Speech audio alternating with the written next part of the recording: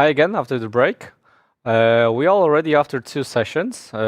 First one focused on the international aspects of the whistleblowing. Second one, the particularities in each country, Germany, Spain, Italy, and France. And now we switch to Polish perspective, and this third session will be focused only on Poland. Our experts, Klaudia Kamińska-Kiempa and Łukasz Napiórkowski, managers and Rödl partner Poland, will focus and present you the Polish perspective of the current legal situation and also the labor perspective, how it looks like from the whistleblowing labor perspective. And third panelist in this third session will be Professor Grzegorz Makowski from Stefan Batory Foundation and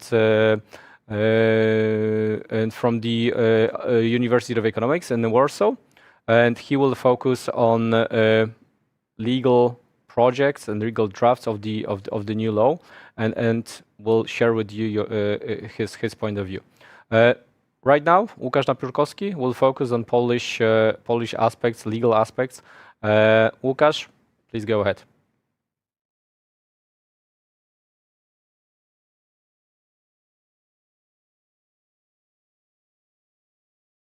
Hello, my name is Łukasz Napiórkowski, and I'm attorney at law at Rödl partner in Warsaw. At daily basis, I'm advising domestic and international entities on matters related to corporate law and compliance.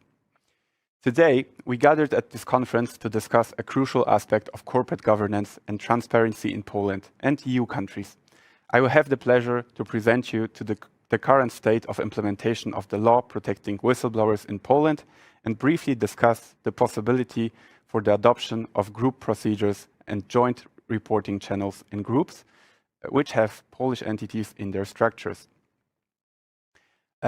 First and foremost, let us reflect on the significance of whistleblowing. Whistleblowers play a vital role in safeguarding the integrity of our institutions and the rule of law. However, for whistleblowing to be effective, it must be supported by robust legal frameworks and institutional mechanisms. In Poland, we have unfortunately failed to implement the law on the protection of whistleblowers within the deadline set by the EU directive. Together with Estonia, we are the last two countries which are in delay. On the other hand, it cannot be said that Poland completely lacks solutions that make whistleblowing possible. Provisions protecting whistleblowers can be found, for example, in laws such as banking law, AML law, or even aviation law. Our legislator has also been prolific in the number of whistleblower protection draft bills. As at today, we have had already 10 drafts of law on protecting persons reporting breaches, where the last draft was published on the 12th January 2024. That draft is largely based on the one prepared by the previous government. This is the Law and Justice Party. It does not contain amendments expected and advocated for by various stakeholders, including NGOs. Statements made by officials indicated that the government wants to utilize urgent legislative procedures to process the new bill. This haste is due to the risk of financial penalties from the Court of Justice of the European Union for the delay in transposition. Using this separate legislative procedure means bypassing the public consultation stage. Thanks to this fast-track procedures,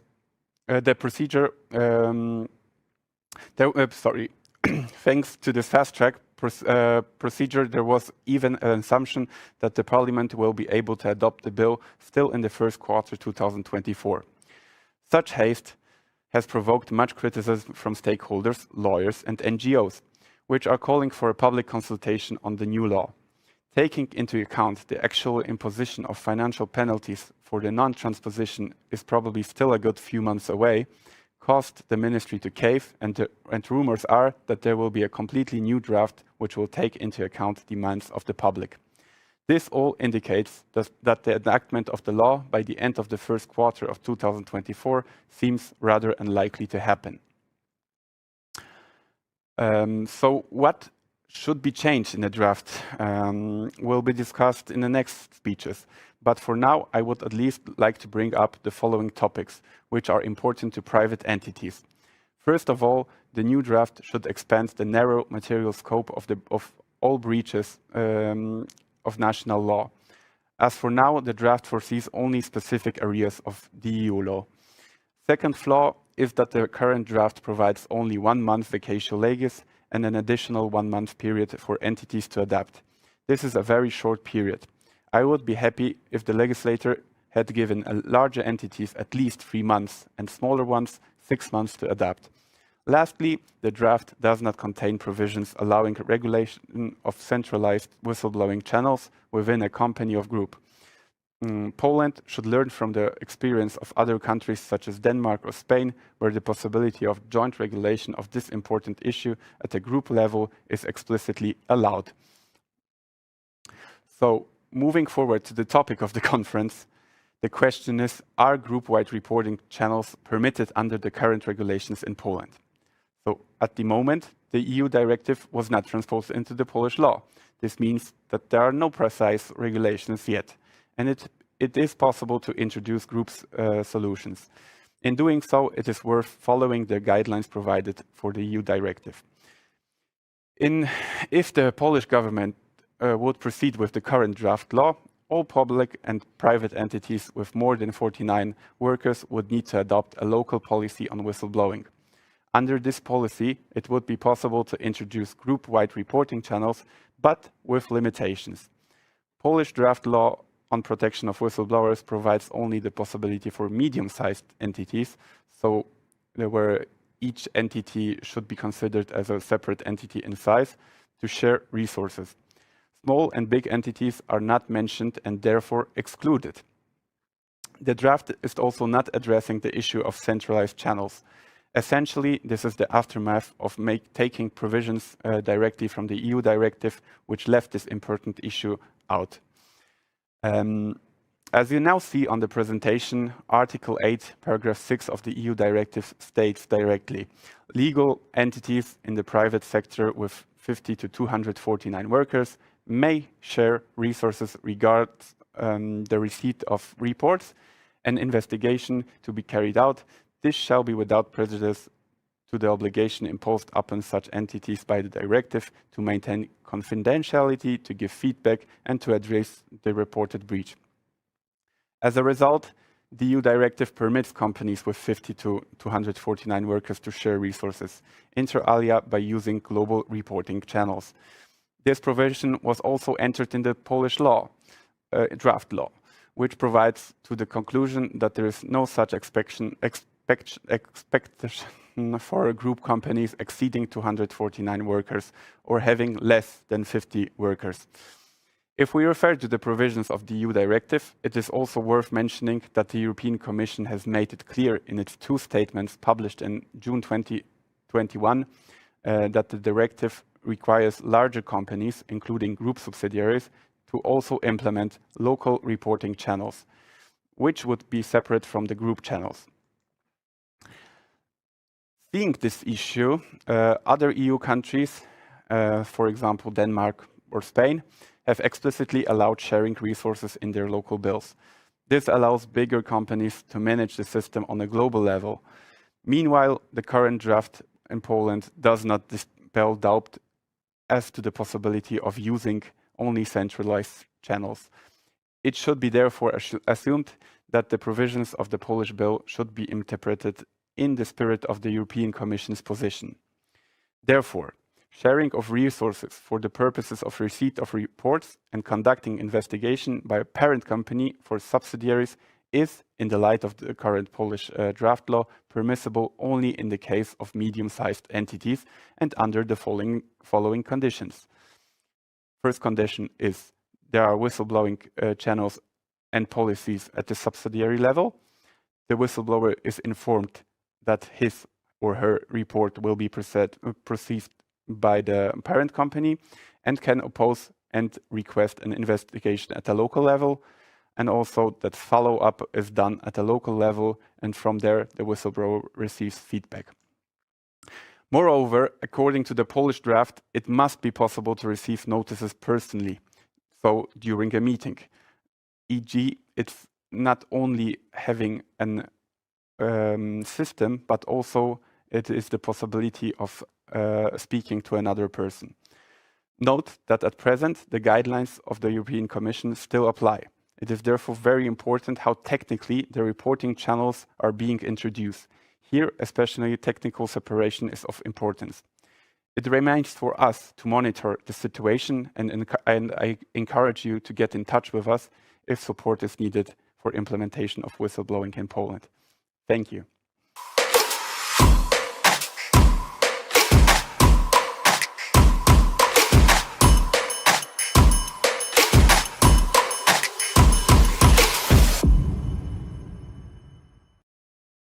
Thank you, Łukasz. Polish perspective, ladies and gentlemen. Really nice. Still draft of the act, waiting for the final binding law. Let's see how it goes. And right now, Klaudia Kamińska-Kiempa, our expert and reputable lawyer in employment law. She will focus on labor issues in the whistleblowing system. Manager at Krakow Rödl Partner office. Klaudia, please go ahead.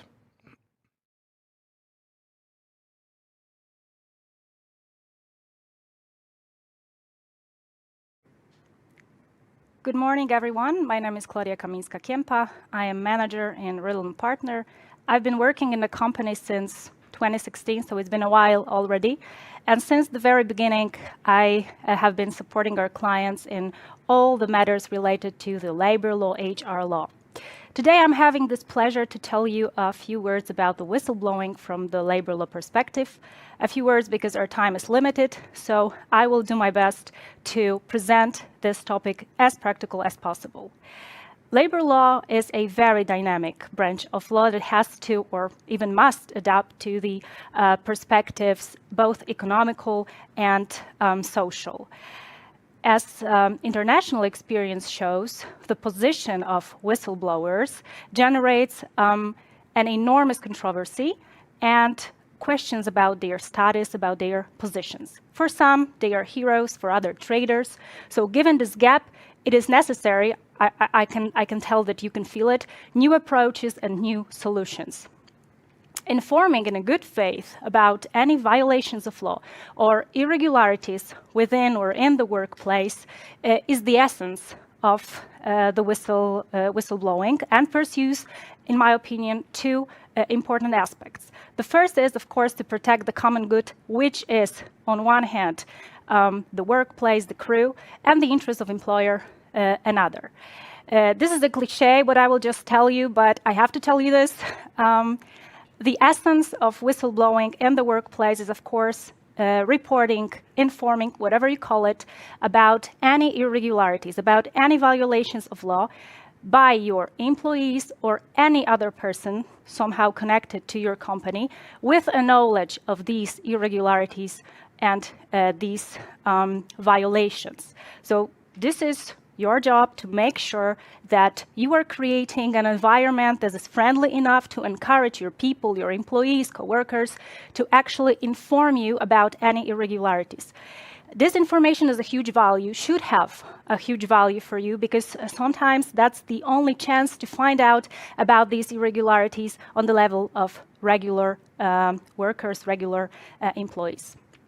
Before we start my presentation, I have to also tell you that currently in Poland, we actually don't have any comprehensive regulation that guarantees or gives an appropriate level of protection for whistleblowers. And here I mean confidentiality, because all the regulations that we already have in our Polish labor code, they are not confidential. And the channel for informing as a whistleblower about irregularities, about violations of law, should be confidential. This is the first thing that you have to remember from my presentation. Since now you have a little background, please let's start my presentation. I'm not going to drag into the details because we don't have much time, but I would like to point out some of the most important aspects. Some of them are obvious, some of them not that much, but it is important to see this act and this idea of whistleblowing actually like this. Okay, so Let's start with a general overview of employers' obligations. I have listed them on my presentation, and let's just go quick through them. Some of them are obvious, some of them will be discussed further by me. What are these obligations?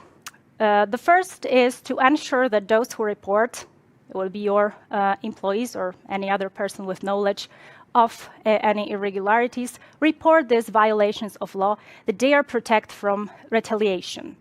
It is also important to establish an internal procedure for reporting these violations. It is also important to create international channels for making notifications, to maintain a register of internal notifications, to maintain the confidentiality, what I have just told you, of whistleblowers' data and data contained in the notification. This topic will be discussed further by my colleagues, and implementation of information obligations to the whistleblower. These are not the only obligations, but in my opinion, the most important, the most representative to discuss this topic. So let's stop for a moment with the obligation to ensure that those who report violations of the law are protected by retaliation. This is something that we don't have at the moment in our labor code. As I have told you, we don't have this comprehensive protection or guarantees that people who inform or people who report any irregularities are at some point protected from this retaliation, that they don't have to be afraid that they are going to lose a job. So this is really important for you to create it in the way that they are encouraged to inform you about the irregularities. To establish an internal procedure. This is something I want to discuss a little bit more, because as you probably know, and if not, you will just find out, there are 3 different types of procedures for reporting. And for you, as employers, this internal procedure is the most important. So make sure that this procedure suits your company, can be applied to your company. So whenever you are thinking about the content, please do not forget what kind of company you are having. Create internal channels for making notifications. I will tell you about these channels next. Maintain a register of internal notifications. This is, of course, for the purpose of the employer. Okay, since we now have this general overview of the most important employers' obligations from the Act on Whistleblowing, let's talk about establishing an international procedure for reporting violations. Please note and please remember that we are talking only about the internal procedure. We have other possibilities. But today, on my presentation, I will discuss only internal procedure, because this is the procedure that concerns companies and employers. What do we have to do? The first step is consultation. And now the question is, with whom should we consult it? So that depends whether we have trade unions in our organization or not. If we do have, we have to, of course, consult it with them. And if not, then we have to consult it with the representatives on the persons performing work, which means representatives of your employees, in other words. Please know that we are talking here about the consultations. We're not talking about any approval. So this step is fulfilled as long as you, as an employer, board member, manager, consulted this procedure with trade unions or with the representatives of your employees. Do not forget this step while introducing this internal procedure. Okay, so now we have to talk a little bit about the content of procedure. What do we have to write in it to make sure that we can actually use it? The Act on Whistleblowers gives us a whole list, around 24 or even more points. What do we have to, or what we can include in our procedure in our policy. I have listed just some of them to give you a general view. This is, of course, the unit or person to whom notification can be made. This is important. The ways of transmitting notifications. I will tell you about this ways, this means of informing in the next step. An entity that verifies the notification and conducts further communication with the notifier. Obligation to confirm acceptance of the notification. The Act says this is 7 days. The maximum time limit for the feedback, and definition of an incentive system for the use of the internal notification procedure. So every single time when you are creating the procedure, a policy for informing or for reporting any irregularities or even violations of law, please make sure that all those points are included in your policy, in your procedure. I would like to tell you a little bit about this obligation to confirm acceptance of the notification, time limit for feedback, and definition of the incentive plan, because in my opinion, they are really important to be discussed further. It is absolutely important and absolutely necessary that you or the system confirms the acceptance of the notification that has been made by the employee or the person with knowledge of any irregularities. Maximum time limit for the feedback. In the Act, this is 3 months. But please do not forget about this point. This feedback is really important and ensures you that there is little possibility that your employees will go outside of the company, and they outside of the company will inform about any irregularities within the workplace. So this is some kind of protection for you as an employer, that all the dirt, if I can use the word, will stay within the company, and you are also showing that you are able to deal with it using the tools that you have in your company. Definition of an incentive plan. This is actually very interesting one, because it is understood in a different way that is, for example, in the United States. In the United States, it is not the surprise that this incentive system, incentives are financial. But I would say it would not that much work in Poland. I understand this incentive plan in a little bit different way. Incentive system in the meaning that I am encouraging people to inform about irregularities and make sure that they will not get any retaliation, that they don't have to be afraid of losing a job. So this incentive system, it does not have to be a financial. It could be a transfer to another department, not to work with the person who made this violation of law, or online working, remote work. It does not have to be a material financial one. So please do not associate incentive system or incentive plan with only financial rewards, because it does not work like this. Okay, I promised to tell you a few words about the ways of transmitting notifications, and here I come. We have 2 ways. One is oral notification by phone or other voice communication system, and of course a written notification. This is up to you, to the company, to the board members, to the employers, which way of transmitting notification they will choose. Please just make sure that the way you decide to introduce within your workplace is appropriate. At the end of my presentation, I will tell you about the most common mistakes made by preparing this procedure, and I will come back to this suitable way of transmitting notification.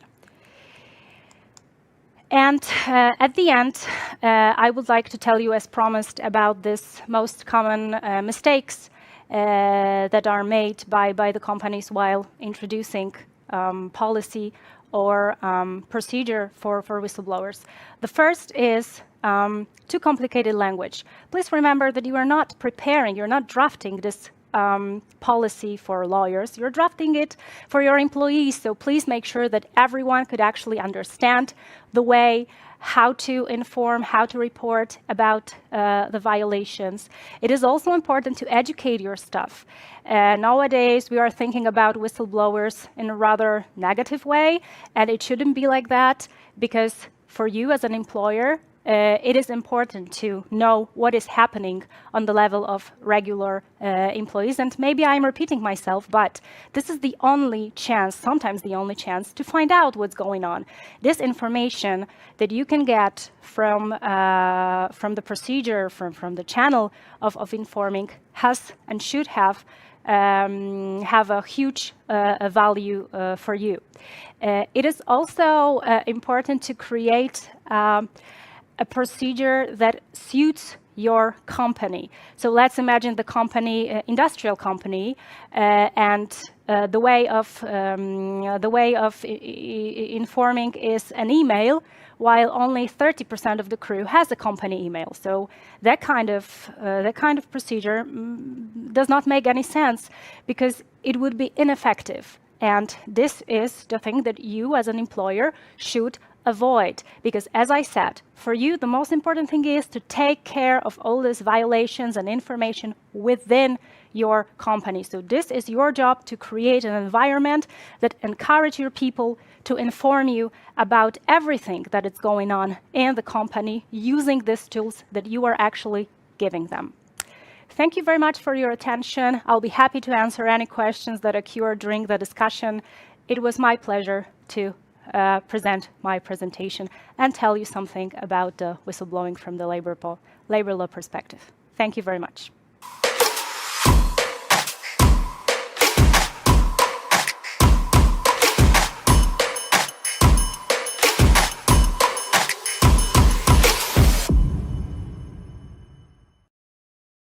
Thank you, Klaudia. Labor law is always practical view on the certain aspects, so definitely whistleblowing will be connected with the employment matters. Really looking forward how it's gonna be in the new law. And once we are discussing about the new law, the third panelist in our third session, Professor Grzegorz Makowski, Stefan Batory Foundation, Warsaw School of Economics, Professor of Sociology at the Warsaw School of Economics, and he is also expert of the Ideas Forum at the Stefan Batory Foundation. Professor will share with you the law, how it looks like from the citizen perspective, what should be included over there. Professor, the stage is yours.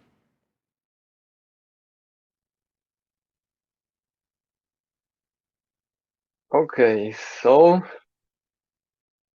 good morning or good afternoon to everyone, or good evening, maybe.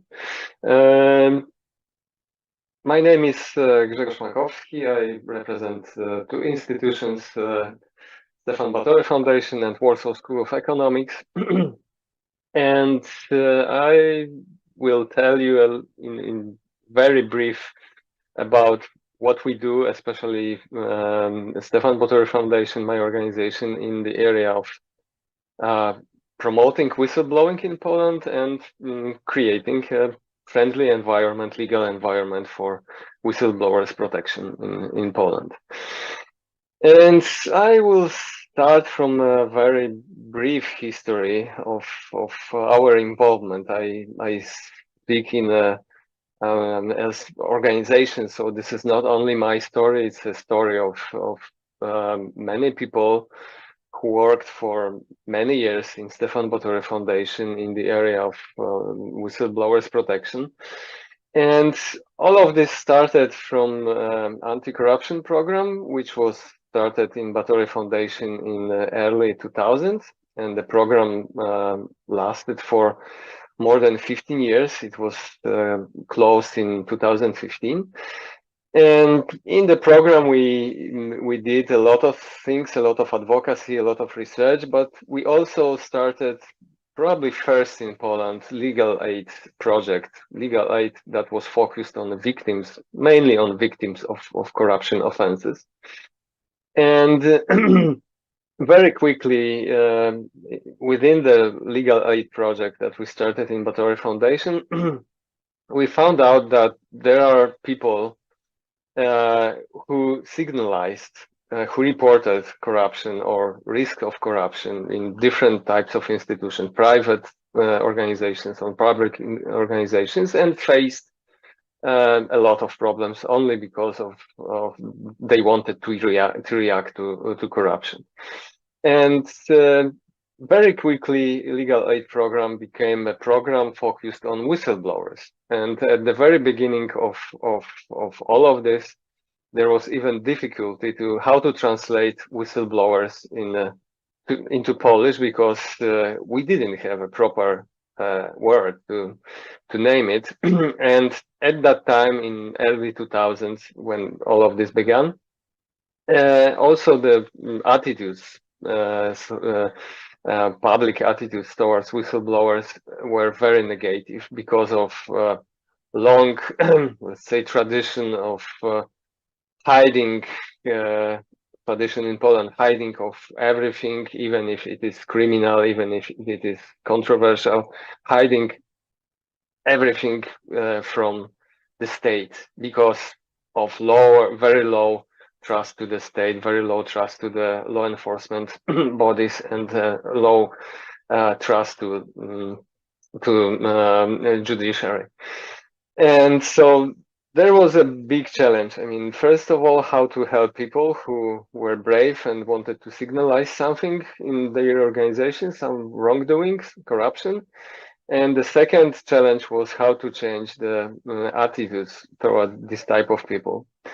And one of the first, let's say, challenges within these challenges was how to translate, how to name whistleblowers in the let's say neutral way, and to help this by this to shape the positive image of whistleblowers in Poland. And after consultations with linguists, after consultations with broad range of experts, of whistleblowers, we managed to translate whistleblowers into signalista, someone who is signalizing something, because we found out that it was the most neutral word in Poland to name whistleblowers.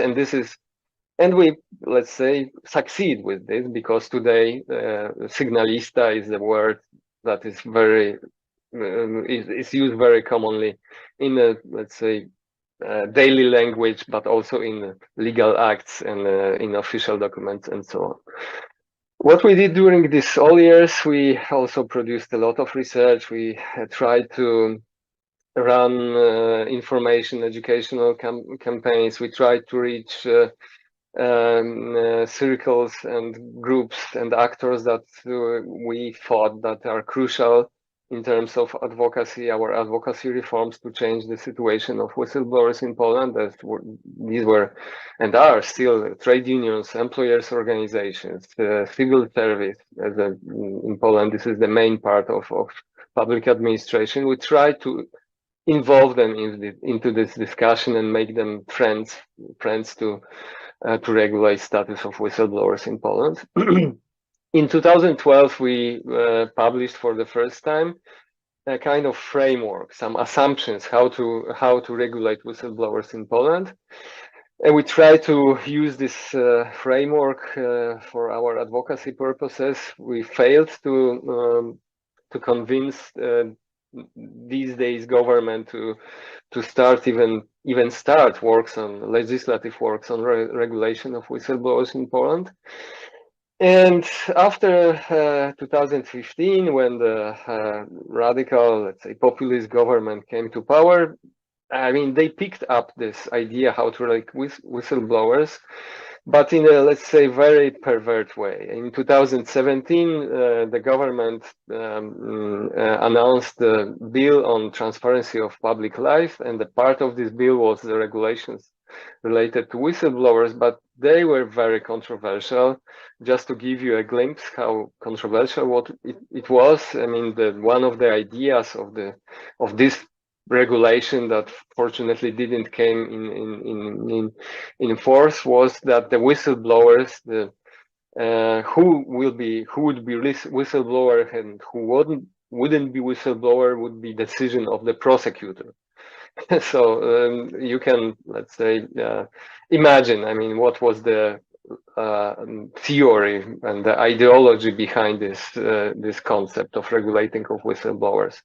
And to counteract this idea, we decided, the Batory Foundation decided to invest together with a couple of other organizations and also trade unions, to invest in drafting a civic bill on whistleblowers, to present that there are different standards, that there are different ways to regulate whistleblower situation in Poland, and there are international standards like EU, not EU standards at that time, but Council of Europe standards. And that was the beginning of the whistleblowers bill.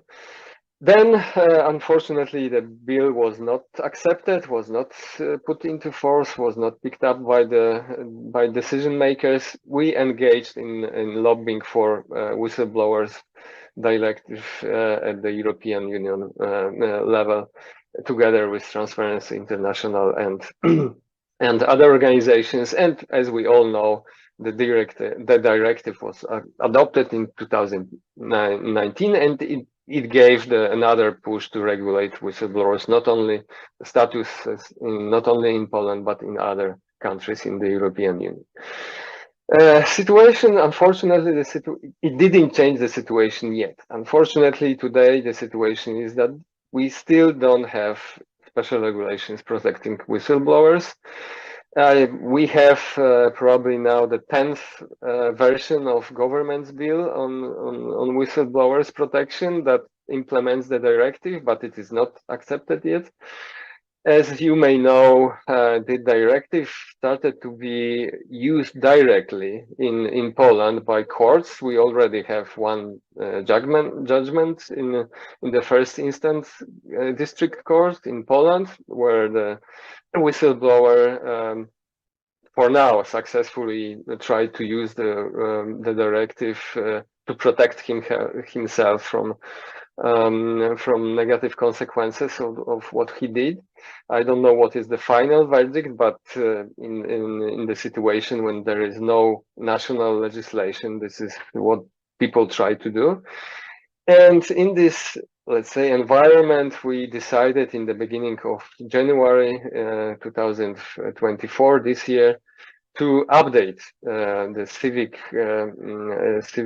bill on protecting whistleblowers, and to adjust it to the requirements of the directive, and to present it as an alternative to the government's bill that is very much adopted from the previous government, and unfortunately, in many points, the new bill based on the previous bill replicates problems and errors and mistakes that were unfortunately ignored or consciously adopted by the previous government. So our idea to lying behind updating the civic bill, that was, just to remind you, that was first drafted in 2017 and it was updated many times, but now we decided to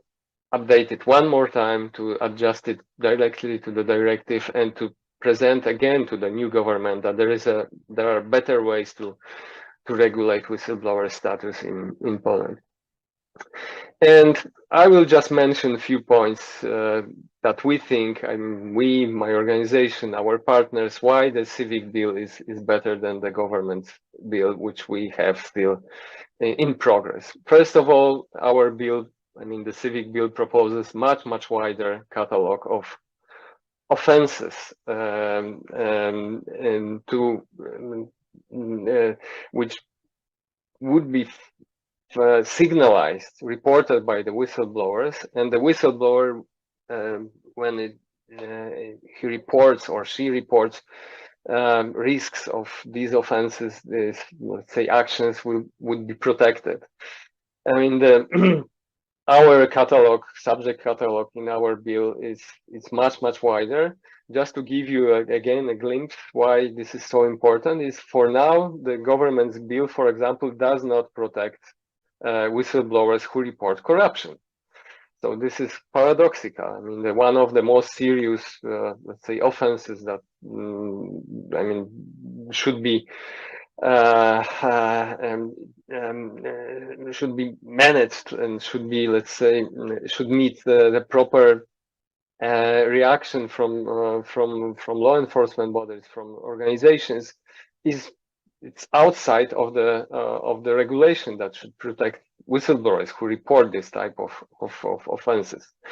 Another point is, and fortunately the government adopted from our citizens bill the idea of placing the ombudsman office in the role of the main central body responsible for protection whistleblowers and implementation of whistleblowers protection law.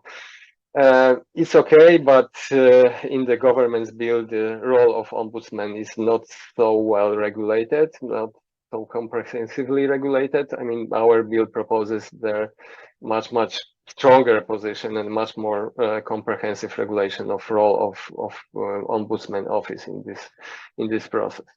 Another thing is extending protection of whistleblowers to people who also report offenses or risks, and these reports are related to sensitive information, classified information. This is very important to protect people, especially who work in the law enforcement bodies and can report misuse of I mean, different tools, for example, to investigate, to surveillance others. And in the government's bill, it's not, let's say, enough regulated comparing to the citizens' civic bill. Another thing is extending protection to the people who report misconduct, who report offenses related to procurement in defense sector. As you may know, defense sector spends a lot of public money. There are a lot of risks. Many of these procurements are totally out of the system of public procurement. So the risk there is very high, and the government's bill doesn't offer any protection to whistleblowers who would report misuse in this area. Another is linking whistleblowers protection with responsibility of corporate entities. And the last point, which is very important to us from the perspective of information education activities, is the language. For example, the government's bill doesn't use the word signalista, and for us, I mean, it may be a detail, but use of this word is very important. I mean, in communication of who is the whistleblower, why it is he or she should be protected, and how to, let's say, convince people that we should take care of whistleblowers and shape their positive, positive image in public. And the last slide, I know that I'm a little bit out of time, but just to give you a brief outlook. I mean, what is the situation now? I mean, as I mentioned, I mean, there is probably the 10th version of the government's bill now. It's still, the works are still in progress. I mean, the new government reacted to our new updated bill, civic bill on whistleblowers protection, and promised that, I mean, stopped works delayed works, fortunately, and promised that the government promised that he will analyze the two bills and will merge in some extent these two documents. We don't know yet. I mean, I speak about my environment, I mean, my organization and our partners. We don't know yet, I mean, how much this let's say, combining of two bills, how extensive it will be. I don't know. I don't know. There is no new government's bill yet. Anyway, we expect that the bill will be accepted very soon, in probably in March. So we are in March already.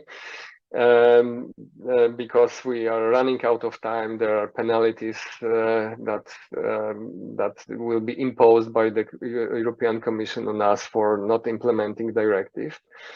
What can I say? I mean, what is good? I think the good thing is whatever will happen in the nearest future, whatever would be the new version of the government's bill. What I know, the government promised that it will include in the new version of the bill, in the law, the mechanism of ex post evaluation. So probably after 2-3 years since the moment when the law will enter into force, it will be analyzed again, revised, and there will be again open window to amend the law, to improve it, to add new elements and resolve problems. It's not very, let's say, common practice in the Polish legislative process, in the Polish legislation. But in this case, I think it's, and what we heard from the government, it's a very good proposal, and I hope it will really happen. And this will give us in the future the opportunity to improve the legislation, even if it won't be satisfactory for now. And that's all from me. Thank you for your attention and waiting for the discussion. Thank you.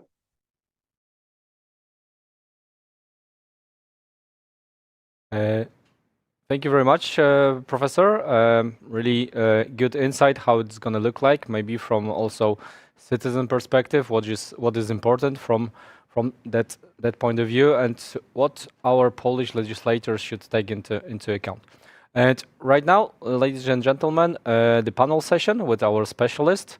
They're already here and just waiting for your questions as well. Just a short reminder, YouTube chat is available for you. Please go ahead and ask questions to us. And the panel is upgoing for the third session.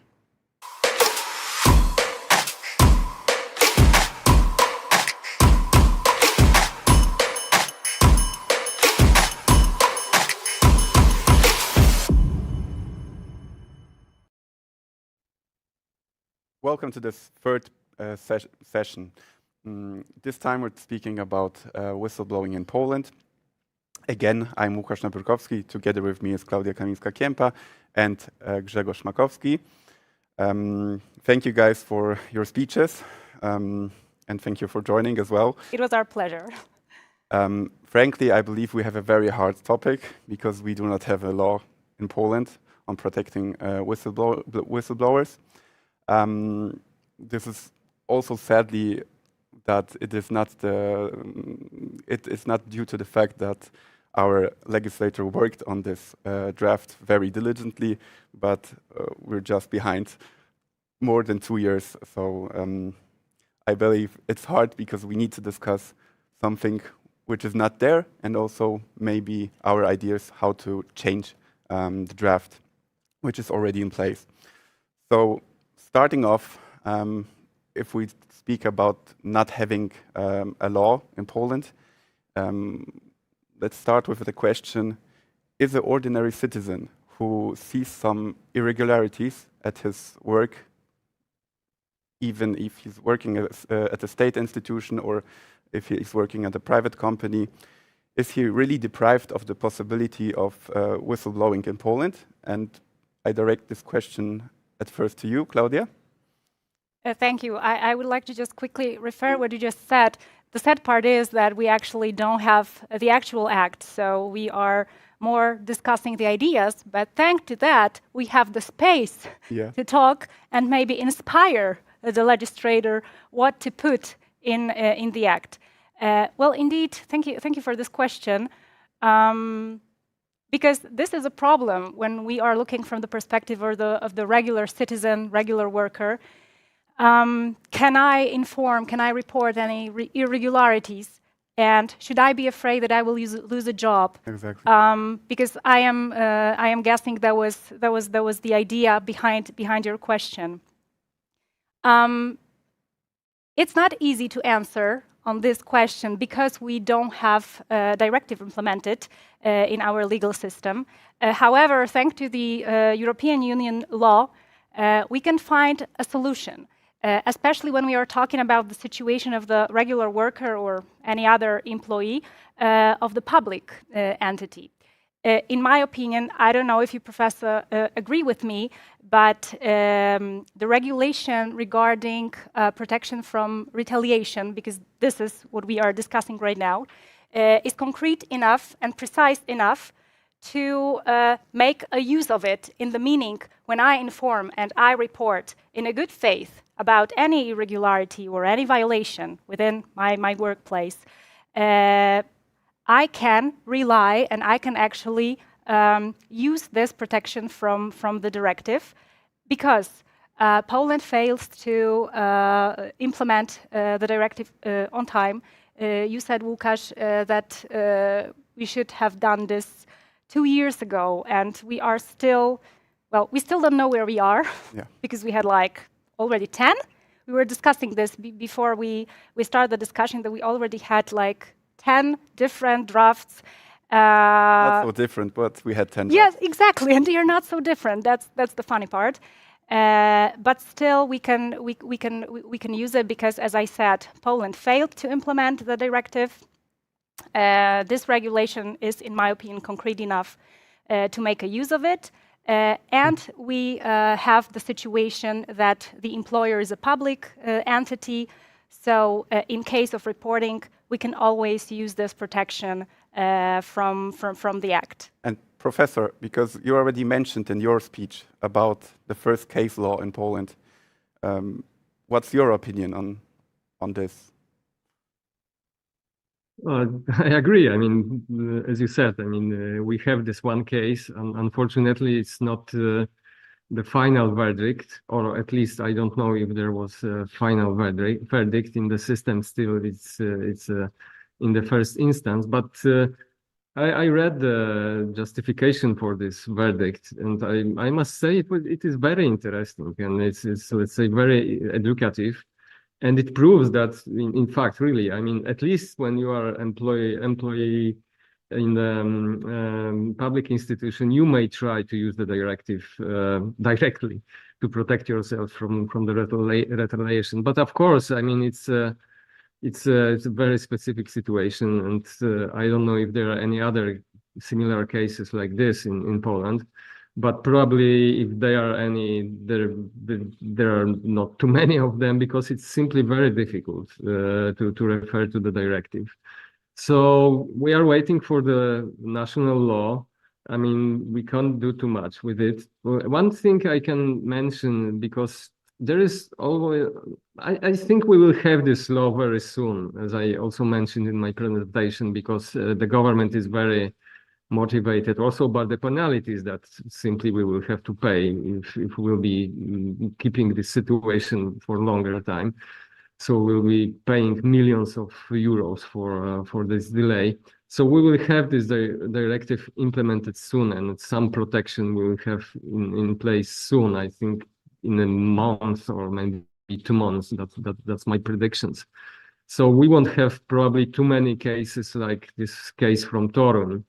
But one thing I can also mention in this context of the use of directive directly is that in the next step, someone who is, let's say, not protected and who suffered retaliation from employer for whistleblowing, he or she may also try to get compensation from the state for not implementing directive and for not introducing a proper protection of whistleblowers in Poland. So this may be also another step that we can see in the future, and this may refer to the cases that happens before directive implementation. I can imagine. So this is from me. That's very interesting. In particular, regarding this case you mentioned, it is connected mostly with labor law. And as we look at the scope of the material scope of the draft law, we do not see labor law at all. Do you both? But if I may interrupt you, for a very long time we had national state labor inspection. I'm not sure if I am translating the name of the institution in a proper way. But for a very long time, we had this institution as a central state body responsible for the law and protecting whistleblowers, which was, of course, I'm aware that labor law is very important in this context, but I mean, it's not the crucial element of whistleblowers protection, which is the protection of freedom of speech. But now we have replaced this institution by the Ombudsman Office, and I think it's better to have this institution as a central body responsible for the law. But well, we had this. Actually, I'm not sure if I can agree with you. Of course, I'm a labor law specialist, so. We have discussion. But I think, yeah, I believe we don't have that much time. Maybe we can do it later. But I do believe that labor law is a huge part of whistleblowing. And for me, as a labor law specialist, HR law specialist, it's a huge surprise that in this objective scope, there is no violations typical for labor law, like harassment, sexual harassment, or discrimination. From my point of view, what just our Polish authorities did, they just copy-paste everything from the directive without actually thinking, what do we need in the Polish market? Because even if you are thinking about any violations in the company, maybe harassment or discrimination is not the first thing that is coming to your mind, but would be the second or third. So for me, this gap should be fulfilled. And even if at the final stage, our authorities wouldn't decide to extend this scope, I would encourage the clients and everyone from the audience to include in your proceedings, in your policies, those violations from the labor code. This is really, really important. And my experience shows that those violations happen on a daily basis. And most of the companies are not prepared for that kind of reporting, that kind of information. If I may just add, I mean, I think I use the shortcut in let's say in my thinking. Of course. And I agree with you. I mean, totally. I mean, having not included the labor law offenses in this catalog is, of course, a loophole, definitely. So I was just talking about the state labor inspection as a central body. Yes, yes. Guys, our time is running out. Thank you for this discussion. We have also received some questions, but we are not able to answer them right now due to the shortage of time. But we will try to refer via chat or email back to you. Thank you for listening. Thank you.